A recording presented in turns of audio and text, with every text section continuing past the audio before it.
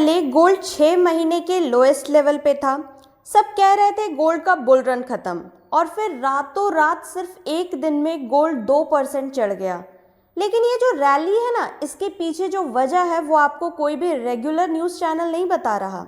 आज हम बात करेंगे उस कॉन्ट्राडिक्शन की जो गोल्ड मार्केट में चल रही है, और सिल्वर के उस सीक्रेट की जो पिछले 6 साल से छुपी हुई है, जो आने वाले महीनों में प्राइस को एक्सप्लोड कर सकती है। देखिए, नॉर्मली जब इकोनॉमी स्ट्रांग होती है और फेड हॉकिश बातें करता है, गोल्ड गिरता है। यही हुआ भी। न्यू फेड चेयरमैन ने सिंट्रा में बोला कि इन्फ्लेशन को 2% टारगेट तक वापस लाना है, और उन्होंने ट्रेडिशनल फॉरवर्ड गाइडेंस भी छोड़ दिया है।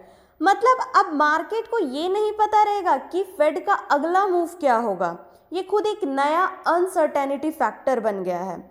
वहीं दूसरी तरफ यूएस प्राइवेट सेक्टर हायरिंग भी एक्सपेक्टेड से स्लो आई, और आज ही जब हम ये वीडियो बना रहे हैं, यूएस का नॉन फार्म पेरोल्स डेटा आने वाला है।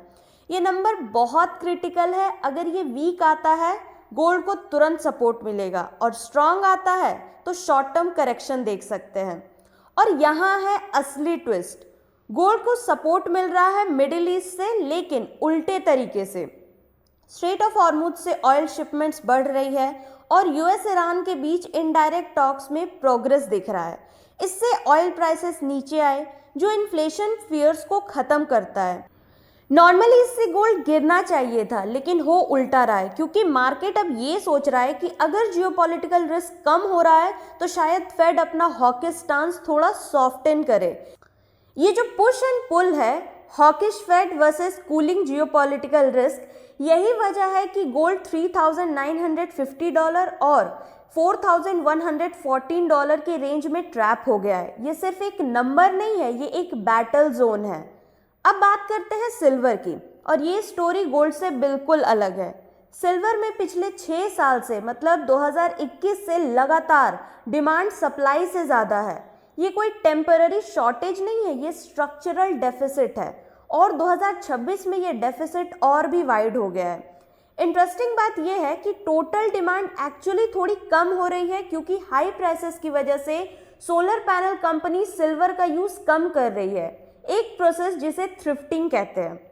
लेकिन फिर भी डेफिसिट बढ़ रहा है, क्योंकि सप्लाई डिमांड से भी तेज़ी से गिर रही है। और यहाँ है वो पार्ट जो कोई नहीं बता रहा। कॉमेक्स के रजिस्टर्ड सिल्वर इन्वेंट्रीज, मतलब वो सिल्वर जो एक्चुअली डिलीवरी के लिए अवेलेबल है, 2020 से लेकर अब तक लगभग 75% नीचे आ चुकी है। 346 मिलियन आउंसेस से सिर्फ 88 मिलियन आउंसेस रह गया है। तो हो क्या रहा है एक्चुअली मार्केट में? एक तरफ है इंडस्ट्रियल डिमांड, जैसे सोलर, वो कम हो रही है। दूसरी तरफ रिटेल इन्वेस्टर्स में coin bars, ETFs record pace पे सिल्वर खरीद रहे हैं। ये दो अलग फोर्सेस है जो एक दूसरे से कंप्लीटली डिस्कनेक्ट है, लेकिन दोनों मिलके प्राइस को ऊपर ढकेल रहे हैं। और एक जियोपॉलिटिकल एंगल भी है। चाइना ने सिल्वर को स्ट्रैटेजिक मटेरियल डिक्लेयर करके एक्सपोर्ट्स पर रेस्ट्रिक्शंस लगा दिए हैं। मतलब जो कंट्रीज चाइना के रिफाइंड सिल्वर पर डिपेंड करते थे, उनको अब ऑल्टरनेटिव ढूंढना पड़ेगा। ये सप्लाई क्रंच को और टाइट कर सकता है। अब एक ऐसी चीज़ बताती हूँ जो एक्सपीरियंस ट्रेडर्स यूज़ करते हैं, लेकिन रिटेल इन्वेस्टर्स मोस्टली इग्नोर कर देते हैं।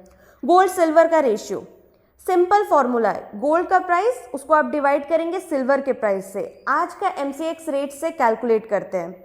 गोल्ड 1,44,683 पे है, और सिल्वर 2,31,286। तो रेशियो निकलता है लगभग 62-63 के आसपास। हिस्टोरिकली ये रेशियो 60 से 100 के बीच घूमता रहता है। अप्रैल 2025 में ये 100 से ऊपर चला गया था, मतलब कि सिल्वर गोल्ड के कंपैरिजन में बहुत ही सस्ता था। अब वो गैप काफ़ी कम हो चुका है। इसका मतलब क्या है आपके लिए कि जब भी रेशियो हाई होता है, मतलब सिल्वर रिलेटिवली चीप है गोल्ड के कंपैरिजन में। ट्रेडर्स सिल्वर में ज़्यादा इंटरेस्ट लेते हैं, क्योंकि अपसाइड पोटेंशियल ज़्यादा दिखता है। जब रेशियो लो होने लगता है, ये सिग्नल होता है कि सिल्वर ने ऑलरेडी गोल्ड को आउट परफॉर्म कर दिया है, और अब थोड़ा कूल ऑफ या गोल्ड की तरफ रोटेशन दिख सकता है। इसको सिर्फ एक नंबर की तरह मत देखिए, ये आपको बताता है कि मार्केट का सेंटिमेंट किस मेटल की तरफ ज़्यादा झुका हुआ है। और हिस्टोरिकली जब ये रेशियो एक्सट्रीम लेवल्स पे जाता है, वहाँ से मीन रिवर्जन ट्रेड्स काफ़ी प्रॉफिटेबल रहे हैं। अब ये सबसे इम्पॉर्टेंट पार्ट है, इंडिया का एंगल समझते हैं। पिछले 5 साल में इंडिया ने 900 मिलियन आउंसेस से ज़्यादा सिल्वर एक्यूमुलेट किया है, जैसे government purchases, corporate stock piling और हाउस होल्ड इन्वेस्टमेंट के थ्रू। ये नंबर LBMA के रिपोर्टेड होल्डिंग से भी ज़्यादा है, लेकिन एक कॉन्ट्राडिक्शन यहाँ पर भी है।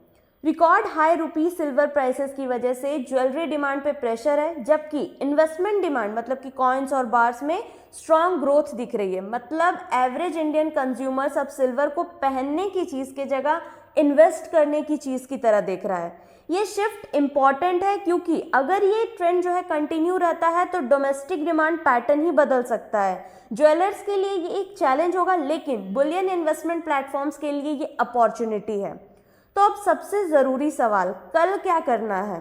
गोल्ड में $3,951 के नीचे क्लोज होने पर ही बियरिश मोमेंटम कंफर्म होगा और $4,114 के ऊपर ब्रेक होते ही नेक्स्ट लेग ऊपर की तरफ जा सकता है। जब तक ये रेंज है, रेंज बाउंड स्ट्रैटेजी ही सेफ रहेगी। और आज US पेरोल्स डेटा के बाद वॉलेटिलिटी एक्सपेक्ट करें तो पोजीशन साइज जो है उसी हिसाब से रखें।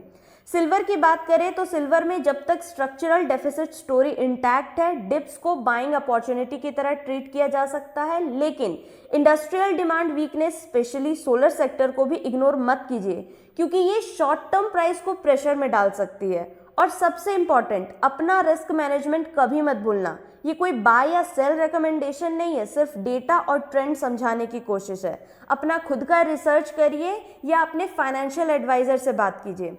अगर ये वीडियो यूजफुल लगा तो लाइक और सब्सक्राइब ज़रूर से कर दीजिएगा। कल मिलते हैं कल के मार्केट रैपअप के साथ। तब तक अपना पैसा स्मार्टली इन्वेस्ट करिए। मिलते हैं अगले वीडियो में। Thank you very much for watching the video.